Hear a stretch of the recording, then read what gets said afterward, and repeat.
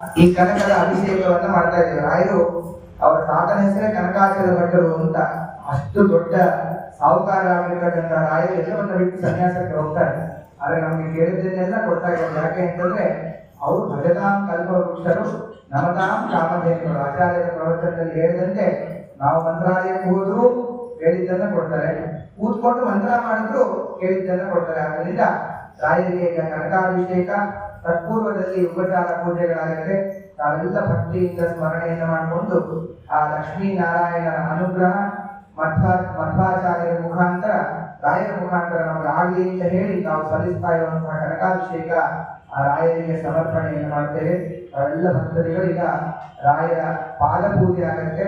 ನಾವೆಲ್ಲ ನೋಡಿ ರಾಯರ ಪಾದಗಳನ್ನು ಸ್ಮರಣೆ ಮಾಡಿ ರಾಯರ ವಿಜಯದಲ್ಲಿ ಹೇಳ್ತಾರೆ, ರಾಘವೇಂದ್ರ ವಿಜಯದಲ್ಲಿ ನಮಗೆ ಎರಡಿದ್ರೆ ಸಾಕಂತೆ, ಎಲ್ಲ ಕೇಳಿದ್ದೆಲ್ಲ ಕೊಡುತ್ತೆ. ಯಾವ್ದಾದ್ರು ಎರಡು ಅಂತಂದ್ರೆ ರಾಯರು ಹಾಕೊಳ್ಳುವಂತ ಎರಡು ಪಾದಗಳು. ಶ್ರೀಮದೋ ರಾಘವೇಂದ್ರಸ್ಯ ನವಾನ ಪದಗಂಗಗೆ ಆಮಿದಾ ಶೇಷ ಕಲ್ಯಾಣ ಕಲನಾ ಕಲ್ಪವಾದವು. ಈ ಕಲ್ಪನೆ ಮಾಡ್ಕೊಳ್ಳಿಕ್ಕೆ ಆಗದೆ ಇರುವಂಥದ್ದು ಮತ್ತೆ ಏನ್ ಬೇಕೋ ಅದೆಲ್ಲದನ್ನ ಆ ರಾಯರ ಪಾದಿಕೆಗಳು ಕೊಡುತ್ತೆ. ಅಂತಹ ಗುರುಗಳ ಆಕೃತಿ ಆಗಿರ್ತಕ್ಕಂತಹ ಪಾದ ಪೂಜೆಯನ್ನ ನಾವೆಲ್ಲರ ಪರವಾಗಿ ನಮ್ಮ ಆಚಾರ್ಯರು ಮಾಡ್ತಾರೆ. ನಾವೆಲ್ಲ ಮನಸ್ಸಿನಲ್ಲಿ ತಾವೇ ಮಾಡ್ತಾ ಇದ್ದೀರಾ ಅಂತ ಅನುಸಂಧಾನವನ್ನು ಮಾಡಿಕೊಂಡು ಆ ಪಾದ ಪೂಜೆಯಿಂದ ವೀಕ್ಷಣೆಯನ್ನು ಮಾಡಬೇಕು ಅಂತ ಪ್ರಾರ್ಥನೆ ಮಾಡ್ತೀವಿ.